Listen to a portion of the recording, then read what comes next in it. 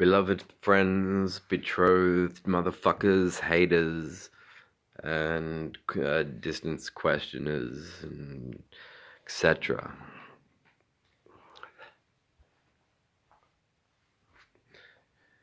What I want to talk about is something that I think a lot of people stand back by and just watch and are left wondering about.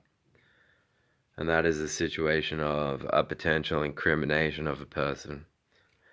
We know in the context of our dealings of our basic day-to-day relationships that when a situation arises whereby a person is indicted on some kind of grounds, you always know there's a build-up to it. So, if it happens to you, you know, they want to say it's, I should talk about the diorama story first, and the Freemason Church. Now,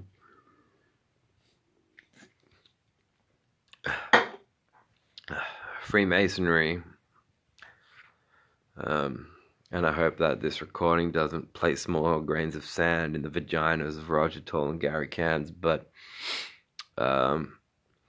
Freemasonry is philosophically weak from the point of its entrance, on the basis that what they are saying is that if you want to become a Freemason, if you want to enter the Masonic Church, the requirement of you is that you prove that you have invested your entire heart into the church before they teach you anything of their philosophy. Now, Greek philosophers 2 millennia ago were saying not only do we not need gods, but question your mentors, teachers, and I had the sense in teachers that I knew in high school. In fact, there was a day in high school where a teacher said to me, his name was Mr. Cody, and he said, "Luke, if you think you can teach this class better than me, then tomorrow you teach the class." And I said, "Okay," to Mr. Cody, because we were being a bunch of little shits.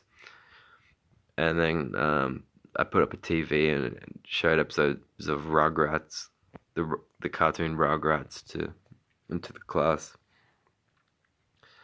But if you invest your entire heart into an institution by virtue of your word, then as soon as you are bound to question or critically examine a proposition, a statement, you are at jeopardy of being told arbitrarily at any moment that you have defied and offended and insulted this institution. How dare you?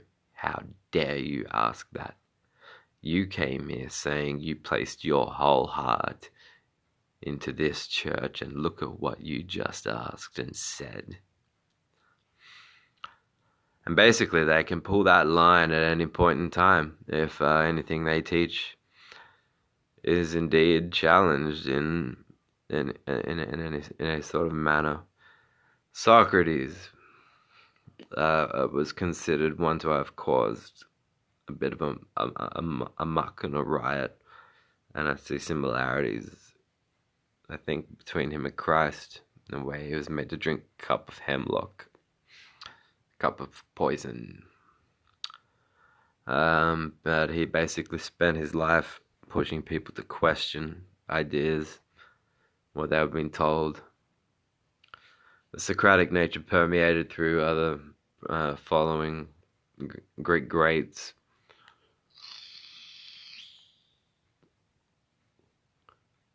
The riddle of Epicurus states, is God both willing,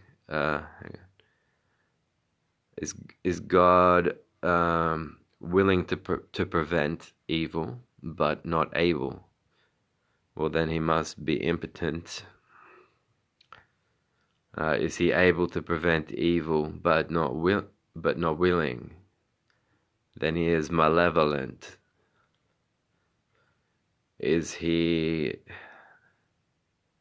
both able and willing? Then whence cometh evil? Meaning, what the fuck is all this evil doing here?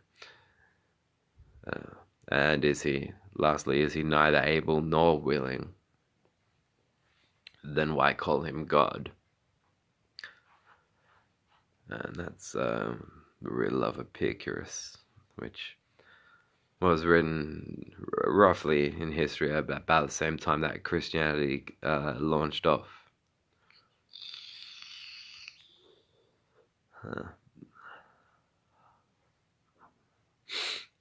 Now, I am baptized Antichrist. I know a rumor was started that I was some kind of dangerous Christian, which a lot of people I hadn't touched base with over many years were not being filled in about what had transpired in the intermittent time. But anyway, this diorama in the Freemasons' heads, they will say Jesus Christ was a martyr, and then a martyr is a person who gives up without a fight. Just suppose you have great artillery, fuckloads of guns, and you can put someone into a corner of a room with machine guns pointed at them. Do you say that they gave up without a fight?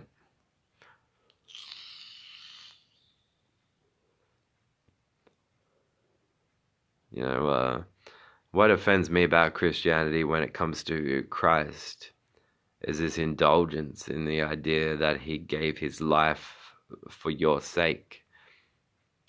I can understand if you were trying to escape the idea that you were created by successive generations practicing incest, sexual reproductive incest in a fucking garden, and that the whole earth was bombed because one cunt jammed an apple down her throat. Then yeah, I can understand why you might want to say a person died for you, but how selfish to say that a person died for you who you never met, talked to, or knew anything about.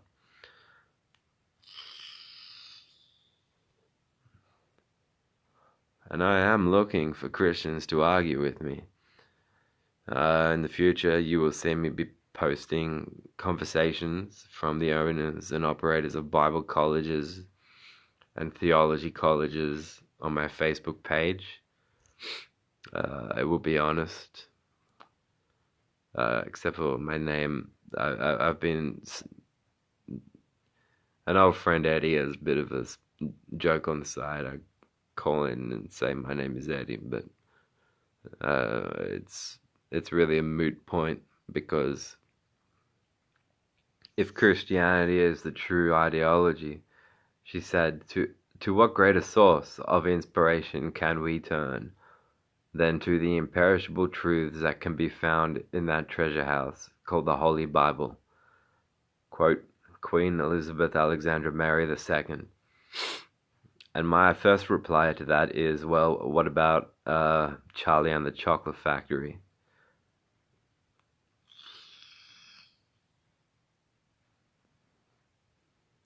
I'm not into incest, Elizabeth Alexandra Mary.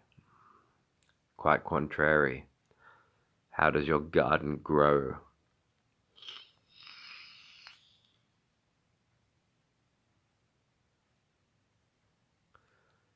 Now, we Antichrists are opposed. See, you can even observe here in Australia how it feels different, really, really different. Like you to the point where you hear songs like "Killing in the Name of" in the 90s by Rage Against the Machine. It sounds like they're going. I had a Christian mentor who would go, "Killing in the name of Jesus." Dun, dun, dun. And I'd listen to him. I think, shit, man, fucking hell. And like the line in the verse, some of those that work forces are the same that burn crosses.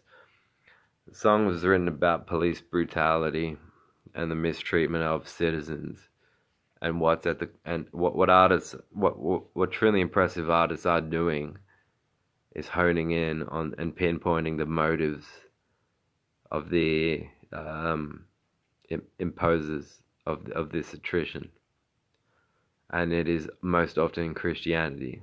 You'll see the formula repeated over and over again. Oh, the psychopath killer story. He had an incestuous moment during his childhood. Then he went crazy. Then he went and killed all these people.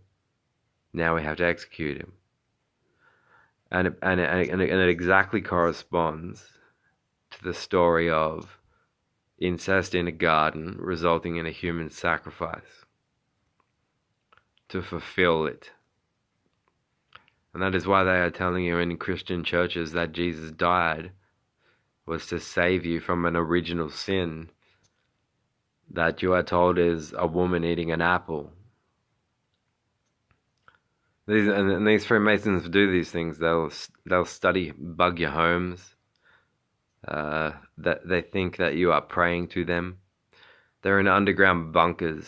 This is the funniest thing I worked out about them.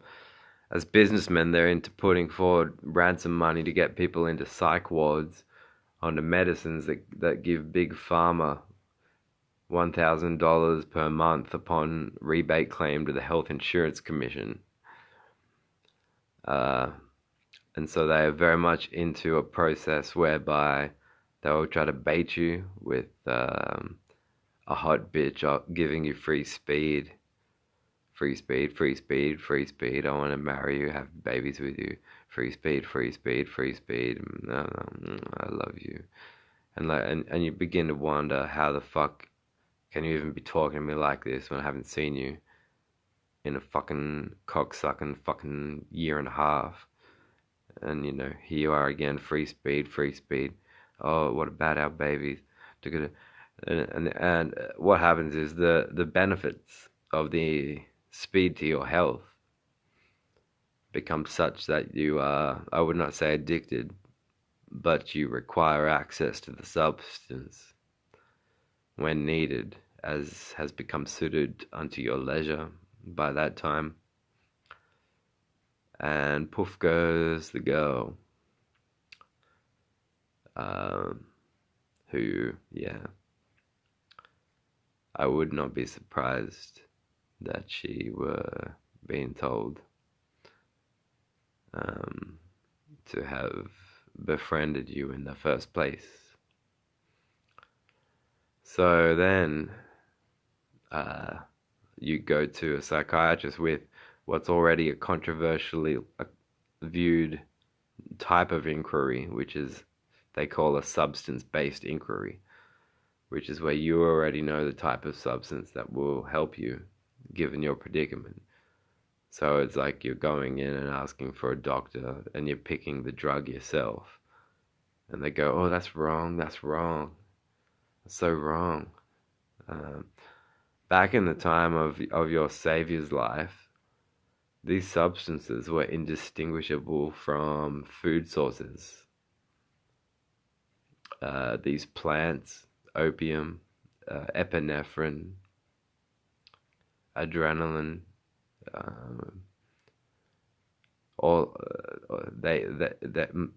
magic mushrooms, hallucinogens, they were like the same as cabbage. They were in the same category of stuff as cabbage, vitamins, condoms, cardboard, concrete, cars, and cunts, and cocks. And so, you have to remember that it's the institutionalization of a nation that then lets branches of businesses turn to you and say, oh, but this is a poison. This is a therapeutic good. It's very restricted. And just because of how meek and shy some people can be, they may go on suffering, all just merely because of conversive conversational stylings, and people in their homes and households and families can wither and die. Um, while at the same time, people are being lined up for enforced and imposed forms of scientific medical experimentation and treatment in complete opposition to their consent, pinned to the floor by mental health wardens, pigs, and forcefully injected with substances that have them kicking, screaming, wailing in states of suicidal thoughts and feelings as a direct result of these $1,000 per month upon rebate substances. See, it seems the stuff that just naturally grows on Earth is, it's almost like it's too cheap to merit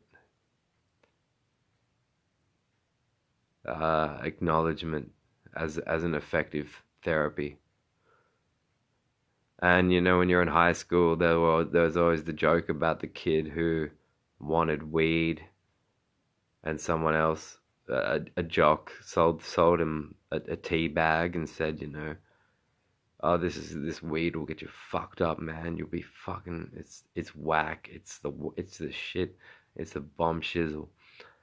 And then that kid will go home, and then smoke what was supposed to have been used to make a cup of tea, with or without milk, and with respective preferences for sugar. And then that kid will go to school the next day and go back to that person and go, whoa, that was so trippy. And but not that user wasn't lying.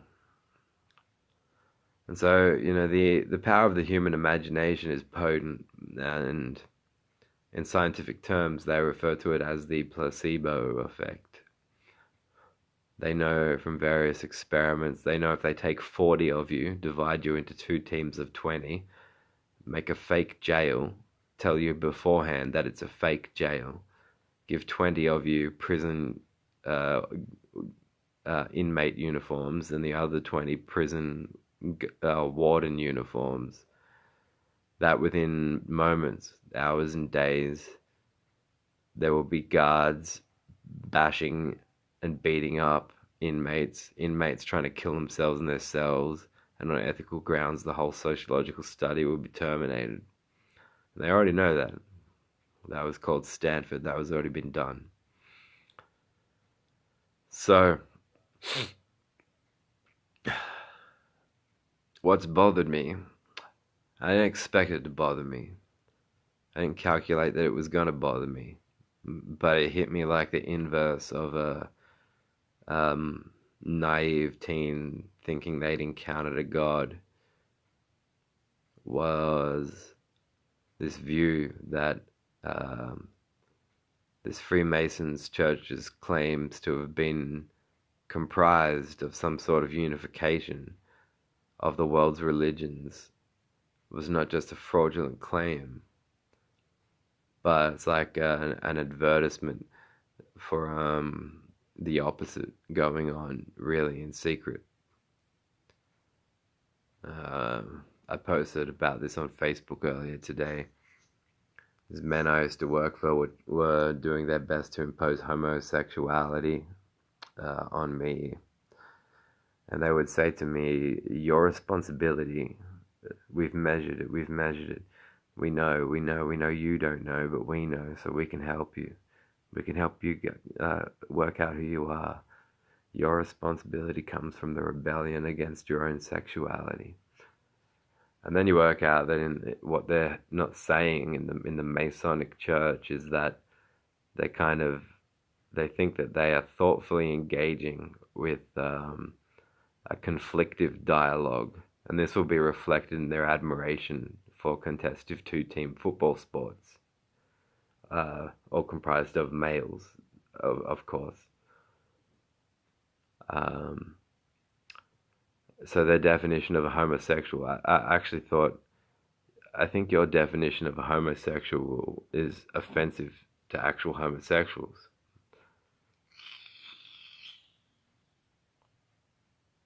And I was discussing this point with a neighbor tonight, and he agreed.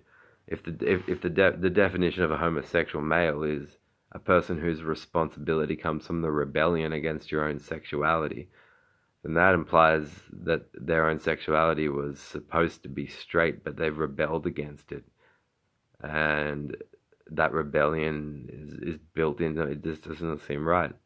It doesn't. Anyone that has, I have a short list of gay friends, but I don't think any of them are rebelling against their own sexuality by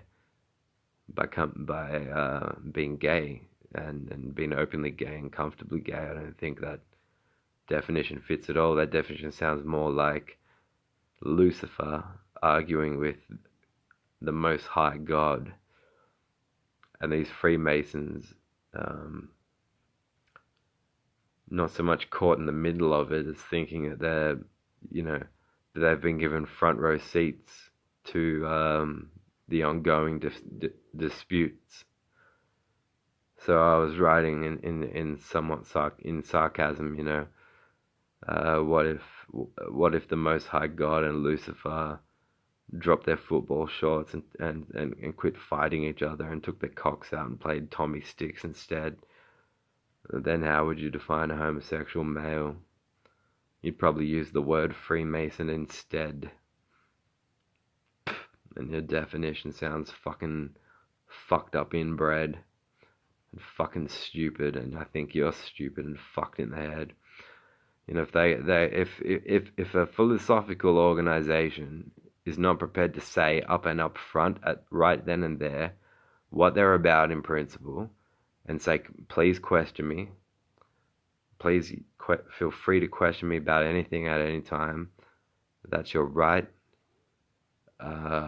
If they aren't saying that, they're alluding to themselves being fucking at the very least intellectually dishonest, extending to at the worst criminal. And saying, you have to invest your whole heart in our church before you can join it, then we'll teach you after. Fuck that, Christianity does that too, and fuck that.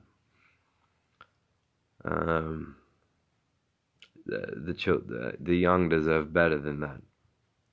Their minds are filled with wonder, and you have limits too. So you need to be prepared to question, if you are a leader, that if you are not equipped to address or at least discuss questions and inquiring minds amongst the young, then leadership is not the right thing for you. Because that's what they will be inclined to do. That's what they have the right to do. If it frustrates you too much, it is just not for you. I left. I was the youngest in the youth ministry to be offered a leadership position, and I still have a sense of a respectful friendship, despite whatever differences may subsist between our philosophical views concerning the person who invited me to leadership ministry. And I admire, the contestant, the discursive and discussive contestant of philosophical perspectives, and they're composing axioms and premises and things like that. So to say, put your whole heart, it's like saying to a woman, suck my cock and I'll tell you my first name.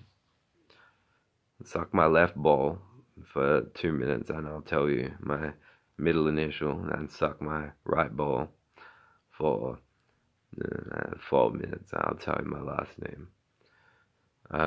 It is pathetic. It is the job of the institution, if they are truly impressive philosophers, to represent themselves to the public, not to section off and entrap potentially an individual mind by telling them that the onus is upon them to invest their whole heart or vagina into the church first before being taught a single verb or anything.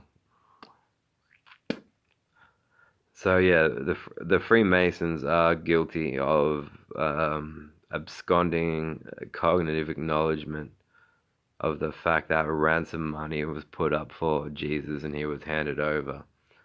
That's what I remember those terms from church. He was handed over, uh, kidnapped, kidnapped, kids. He was napped. So after that, what does that do to your head? You're napped and then dumped in front of a crowd, and you're to march up a hill and be killed. As much of a gentleman as I think he is indicated to be in accordance with readings of the Gospel of Mark, I can only conclude that. And Mark chapter 12 does not tell you that he confessed to the charge or the accusatory question, "Are you the king of the Jews?" Guess what? It was written before Matthew. Read it and weep. I submit to you he was put into a suicidal state before being made to carry his own cross up a hill. So, this question, is suicide something that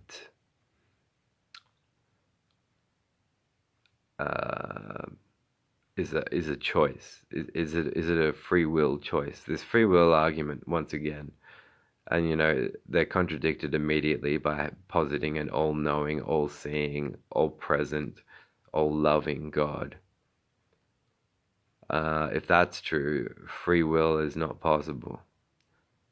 He would have known that he would have strategically planted the tree and the snake and devised every neuron in the snake's head and every neuron in Eve's head so that she would be tempted to eat the apple, etc., etc. That's what all-knowing, all-powerful means. So and it doesn't just have to be free will versus determinism. That's a typical dichotomy, but there's elements of willpower and concepts of willpower. And even an old 90s pop band, Christian pop band, DC Talk, had an intermissionary track on their album Free at Last, which seems very cheesy to me now, but still talked about the importance of willpower. Adolf Hitler talked about the importance of willpower, as did Friedrich Nietzsche, and it is tremendously important. I think you can agree with him on that. You don't need your penis to shrink to the micro size of Hitler's, nor do you need to gas 6 million Jews to be able to accept that willpower is important.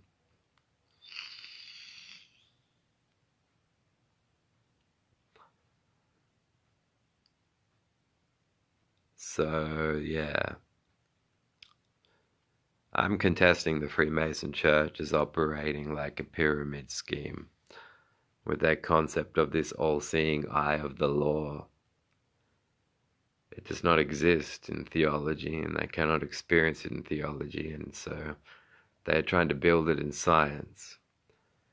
As such, they have presented themselves as the example of the very same predicament that Professors Einstein and Niels Bohr were locked into heated debate in the 50s, 1950s, I think.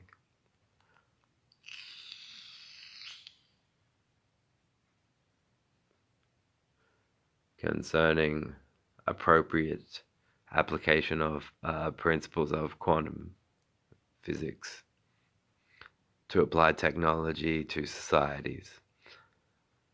And Einstein would call it spooky mechanics in his day. Einstein did not believe in a god as an anthropomorphic concept. His book ideas and opinions. Goes quite into detail on this.